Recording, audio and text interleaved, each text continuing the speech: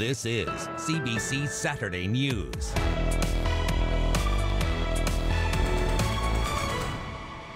Hundreds of thousands of students have been out of class in Ontario since October 15th as a strike by 12,000 educators drags on in the province's colleges. The Liberal government will likely pass back-to-work legislation tomorrow, but that has the NDP up in arms. The CBC's Lorenda Redekop has the latest. Here's the actual back-to-work legislation. It passed second reading today.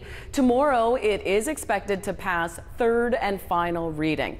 That means 500,000 college students who've been out of classes now for 5 weeks, they should be back in class as soon as next Tuesday.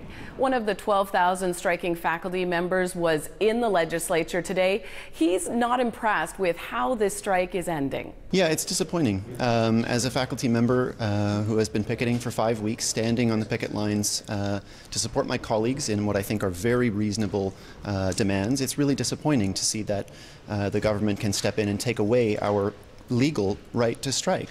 Our grievances are fair. 70% or more of my colleagues work on short-term contracts, 4-month contracts.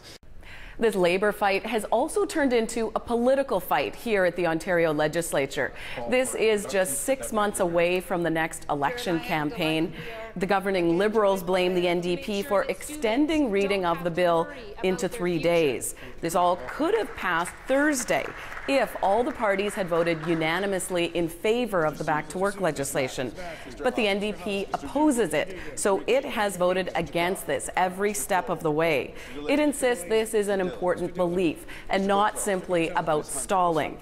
It also calls the Liberal government anti-Labour and says it should have acted sooner, years ago, getting more involved in changing the situation when it comes to colleges. And then specifically with this dispute, it says the government should have gotten involved sooner.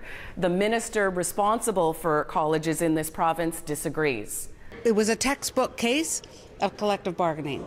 We supported the parties. We were helpful wherever there was an opportunity to be helpful, but we let them come to their own conclusion, and only when it reached an absolute deadlock did we move forward with back-to-work legislation.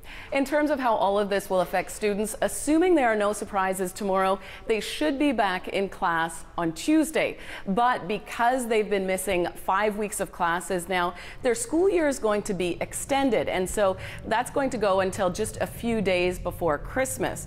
But they say after missing so much class, it's actually a shorter time frame that they will have for classes, and they wonder about how this is all going to affect their education. Lorenda Redekop, CBC News, Toronto.